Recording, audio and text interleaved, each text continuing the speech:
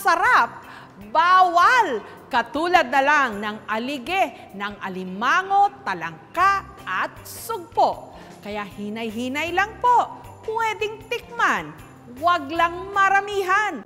Sa mga mahilig sa alimango, alimasag at talangka, higit pa sa laman, ito talaga ang habol, ang bumubungad pagtuklap ng shell. Kulay kahel, maalat-alat, masarap isawsaw sa kalamansi at sili. Pares sa mainit-init na kanin, putok, batok. Pero aligaga pa rin ang lahat na matikman. Alige! Isa sa mga pangunahing pinagkukunan ng alige sa Sasmuan sa Pampanga, ang talangka.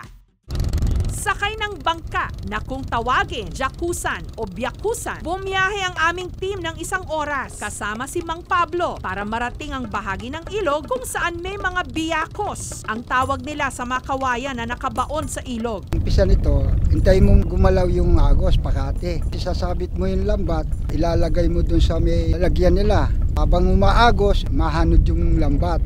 Didiin mo na yung pailalim. Pangalawa naman, nasa itaas, kaya bubuka yung lambat. Pag agos ng tubig, lahat ng klaseng lamang dagat pwedeng mahuli. Iniwan nilang mga ito ng buong magdamag at saka binalikan nung nag-low tide para hanguin ang mga nahuling talangka. Ang mga talangka ibabagsak sa palengke. Umaga pa lang, tumutungo na ang magpupusit na si Nanay Patricia sa palengke para mamakyaw ng mga talangka. Matapos hugasan sa mainit na tubig, ipinapasa niya ito sa mga nagpupusit. Salitang Kapampangan ang ibig sabihin, pagtatanggal ng alige. Pagkatapos na sinaklas namin ng talangka, gumagamit kami ng ganitong upuan para may butas to. Yung pinapulpok namin sa manteryo.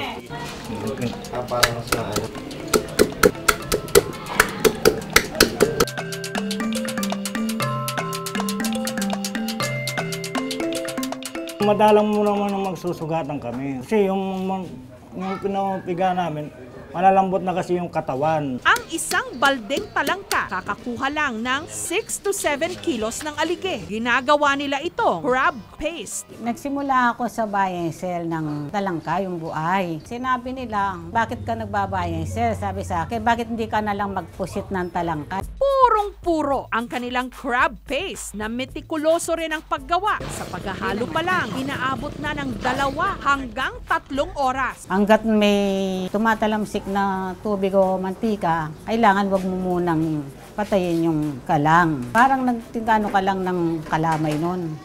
Buong pagmamalaki ni Nanay Patricia. Kahit walang tatak sa bote ang kanilang alige, sikat ito. Mabibili mula 350 hanggang 1,500 pesos. Ang pinakamaliit na bote, katumbas ng 1 kilo ng talangka. Pwedeng papakin pero masarap din daw igisa sa ampalaya.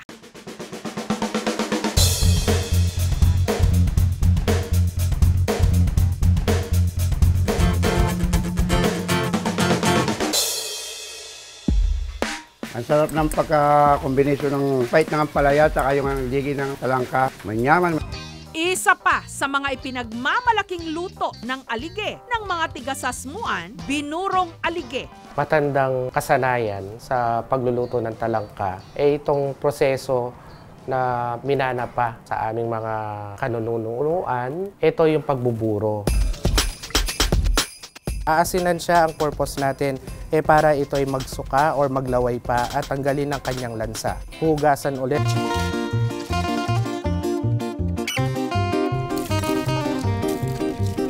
Tatakpan at hayaan ng hanggang overnight. Ito na ang ating burong talangka.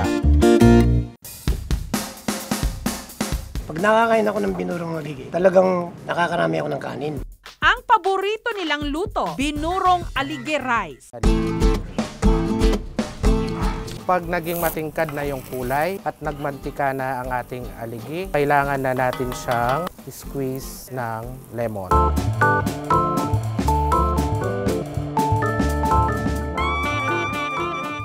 Lumevel up yung pagka-fried rice niya. Samantala, mula Pampanga, dumayo tayo sa bayan ng Ibi Magalona sa Negros Occidental, kung saan ang alige ng alimasag hindi lang daw sarap sa hapagkainan ng hatid sa pamilya ni Heidi, kundi pampabuenas din.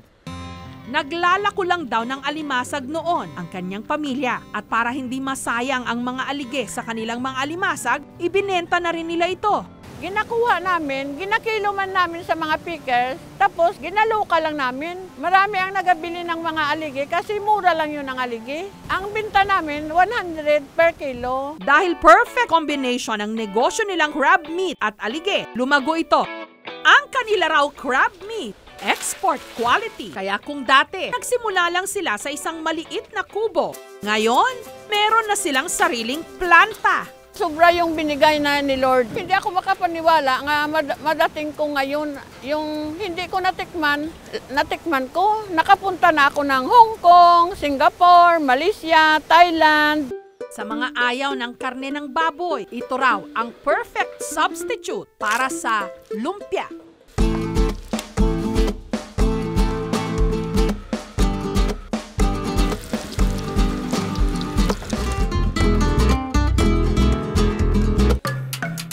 Manamit, laing gisa sa iban nga lumpia, balik-balik, kumusta? Pero ang talaga raw pamatay ang kanilang relleno con alige.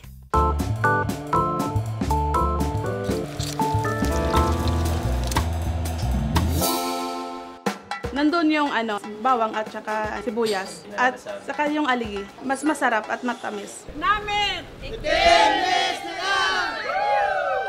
Ang cafe owner at publisher na si RJ, iniwala sa kasabihang, the way to a woman's heart is through her stomach. Kaya paborito raw niyang ihain para sa kanyang minamahal, prawns in alige sauce. At para ma-fall na raw talaga ang kanyang minamahal, hinahainan din niya ito ng alimango na may alige sauce. Bata pa lang daw, natuto na si RJ na magluto mula sa kanyang lola at ang kanyang nanay na Kapampangan. At dahil homemade ang kanyang special alimango recipe, mas magaan daw ito sa bulsa kesa sa restaurant, syempre. Now, kapag ikaw marunong magluto ng ganito at nasabi mo sa loved one or doon sa kadate mo that you know how to cook this, plus points yun. Kapag naluto na, it's like a love story being created.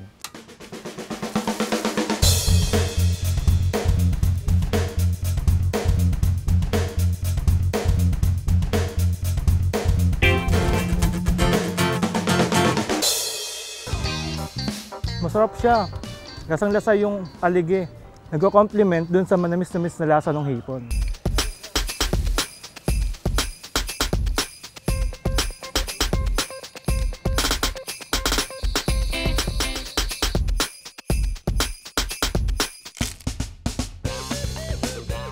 Malasa siya tapos medyo nangingibabaw yung anghang niya pero nagmamatch naman dun sa lasa ng aligi. Ang saklap nga lang na kung ano ang masarap, bawal. Lalo pa ang alige na napakataas ng kolesterol. Kaya hinay-hinay lang po. Daanin na lang muna sa takaw tingin. Ang mga seafood kasi may mga beneficial fats.